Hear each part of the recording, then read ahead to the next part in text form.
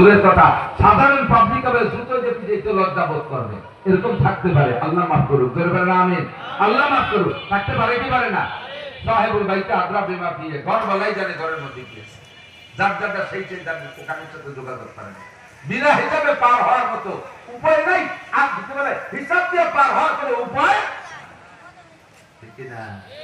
তাহলে হিসাব ছাড়া যদি পার হওয়া যায় এমন একটা পথ কেউ বললে নেবেন সেই পথটা?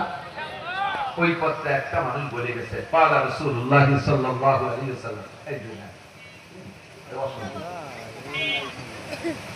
দেখে আসছে দেখে যাচ্ছে এটা কোন সাল দেন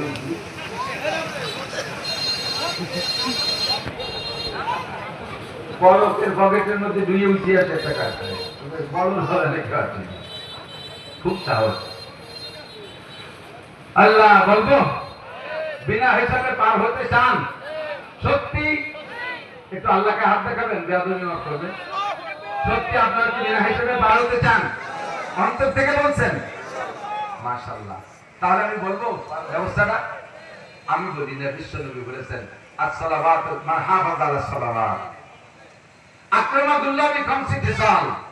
যে ব্যক্তি 5 ওয়াক্ত নামাজ পড়বে টাইম মতো, ঠিক মতো, নিয়মতান্ত্রিক ভাবে নামাজের ফরজ এবং সুন্নাতগুলো আদায় করে সঠিকভাবে নামাজ পড়বে, আল্লাহ তাআলা তাকে 5টি পুরস্কার দিবে। 1 নম্বর পুরস্কার ইরফানহু ফিকুল আইশ, দুনিয়ায় তার রিজিকের অভাব হবে না। 2 নম্বর ওয়াদাবুল কবর, কবর আযাব থেকে যদি বাঁচতে চান, কবর আযাব সম্পর্কে আপনার কি না ধারণা বিশ্বাস কি আমি জানি না। কবর আযাব সত্য না মিথ্যা?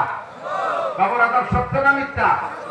যদি কবর আযাবের প্রতি বিশ্বাস থাকে আর এই কবর আযাব থেকে বাঁচতে চান, আপনার আমলনামায় 50টা উমরা আছে, ওই যে আলাদা পুরস্কার পাবেন। 10টা হজ আছে, ওই যে আলাদা পুরস্কার পাবেন। 1000 খতমে কোরআন আছে, তার প্রতিদান আলাদা পাবেন। আপনার 5000 রাকাত নফল নামাজ আছে, তার প্রতিদান আলাদা পাবেন। কিন্তু কবর আযাব মাপের ব্যাপারে ওই সমস্ত আমলের কোনো ক্ষমতা থাকবে না। কবর আযাব মাপ পাওয়ার জন্য একমাত্র ইবাদতের নাম হলো 5 ওয়াক্ত নামাজ।